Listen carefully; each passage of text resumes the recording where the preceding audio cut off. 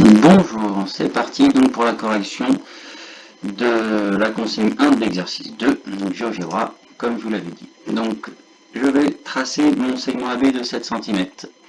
Donc là, en haut, je vais prendre l'outil segment, mes segments de longueur donnée. Je veux un segment d'une longueur très précise, 7 cm. Je clique et je mets la longueur 7. Je reprends mon outil déplacer, je peux déplacer mon segment, il reste toujours à 7 cm. Ensuite, je vais tracer mes deux arcs de cercle, comme je le fais avec le compas, ou ici, GeoGebra, je vais tracer directement le cercle. Le cercle, je vais prendre l'outil cercle, centre et rayon. Donc centre et rayon, je clique sur le centre A, et donc là, l'arc de cercle de centre A, il est de rayon 6 cm, donc là, je vais demander 6 cm, ok, et il me trace tout le cercle. Avec le compas, j'aurais tracé que l'arc de cercle. Je fais pareil, donc l'outil, j'ai pas besoin de le sélectionner, il est déjà sélectionné, c'est le même. Centre, cercle, centre et rayon. Je clique sur B. Le rayon, je vais mettre 5 cm. Et voilà. Mes deux cercles sont faits. Mes deux arcs de cercle. En fait, il y a deux croisements, il y a deux possibilités pour le point C. Donc je prends l'outil point de manière très précise. Je vais cliquer ici à l'intersection des deux. On voit qu'il est en noir, ça veut dire qu'il ne peut pas bouger. Si je prends l'outil déplacer, si je bouge mon point A, mon point C bouge tout le temps. Il reste à l'intersection des deux.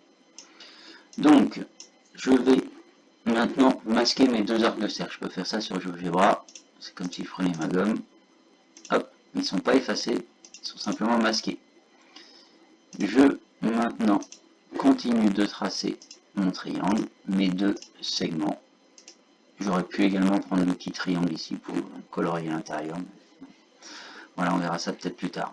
Donc, ensuite, pour la correction, je vous avais dit de placer le point D au milieu de AC. Donc, je prends l'outil milieu, je clique sur le segment AC, et il me place directement le point D au milieu.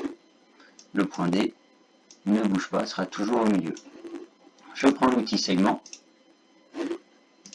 Tiens, je vais changer la couleur. Hop. Hop. BD. Non, bah, je vais pas changer la couleur.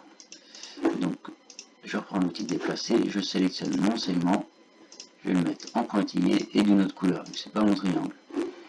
Ça fait pas partie des trois côtés du triangle.